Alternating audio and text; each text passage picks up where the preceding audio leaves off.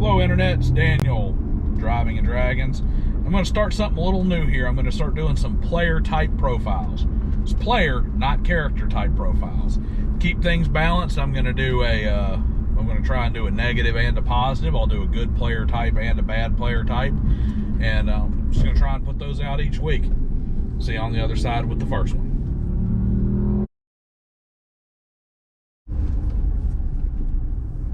So today, I'm going to kick off by talking about a negative player type.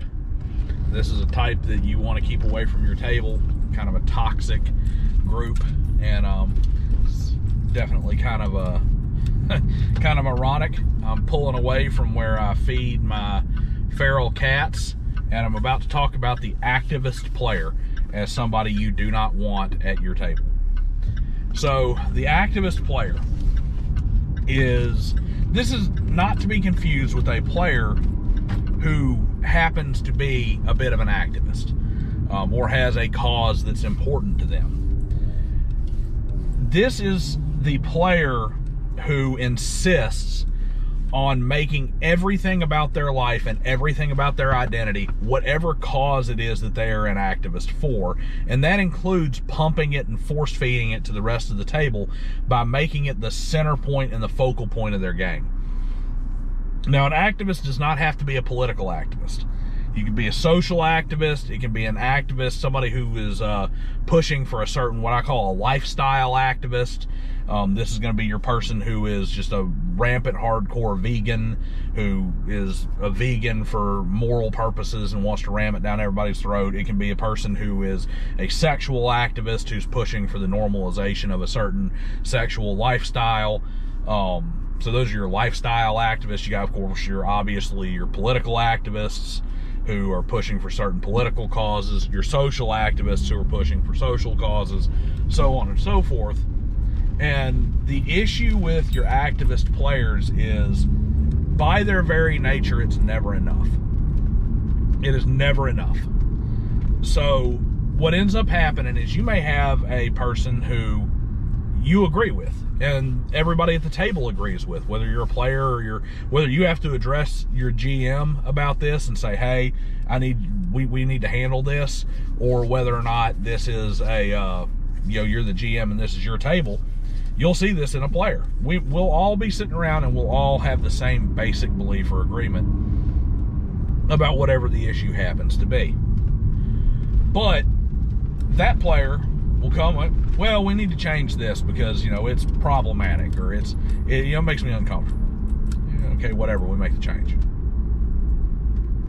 Next thing you know, well, now we got that fixed, but we really ought to do this because this language is problematic, or this others people, or this marginalizes something, or this is really harmful, and whatever. Next thing you know, okay, fine, whatever, we'll change that. And every inch is another yard. Every yard, it's another mile that they got to take. They got to get. And then you get to the point where it becomes a bridge too far for a player, and that player's like, look, this is getting stupid, it's getting out of hand. Next thing you know, that player, they're being called some word that ends in ist or phobe, probably a made-up word that ends in ist or phobe, that's being completely misused. They're a bigot, they're a horrible person, they're terrible, they're whatever they are. Now you've got that activist player who is borderline attacking the rest of the table or other players at the table because they've pushed and they've pushed and they've pushed, and when they stop getting what they want, they do what activists do, and that is they protest harder, they fight more. And it keeps going and going until you have everybody at the table is now uncomfortable. Everybody at the table is now just doesn't really want to be there. The games have been completely co-opted by this player's pet cause. It's all they ever push through. They're the only ones having fun anymore because they're sitting at the end of the table with a smug look on their face as everything has been changed to fit whatever their worldview is.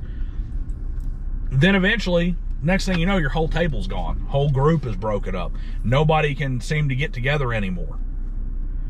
You know, nobody's schedule lines up anymore, and the table falls apart. And then that same activist player, you find them on the forums talking about how, yeah, you know, we had a group that was together for a while, but you know, man, those guys were such and such phobes. Man, they were such horrible people. They were so terrible. What garbage, toxic people they were.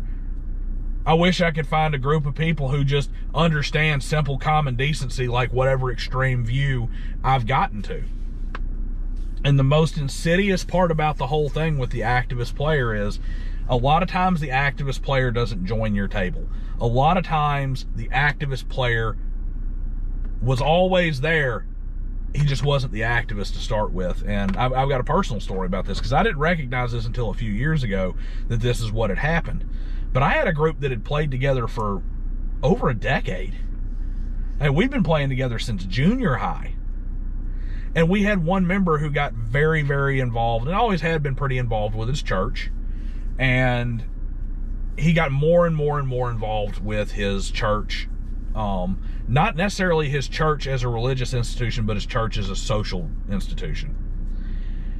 And he had been a long-time friend, but it just kept getting more and more. He kept showing up with a new word that ended in ist or phobe, a new thing that was problematic.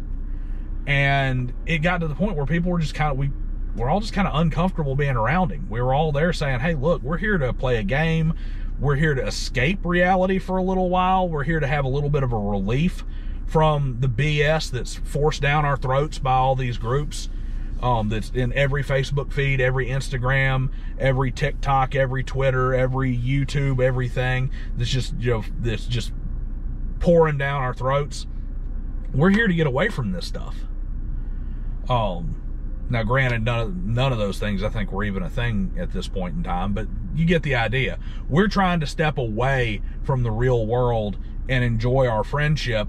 We're not here to have whatever your pet cause du jour is rammed down all of our throats. And he eventually killed that entire group like a cancer from within, because none of us thought to stop it as it started to grow and get worse and infiltrate things and change the way his characters were. And when he would DM, would influence the campaign, and you could tell it's like, great, he's trying to drive us to be the figurehead of whatever his political cause is that he wants right now.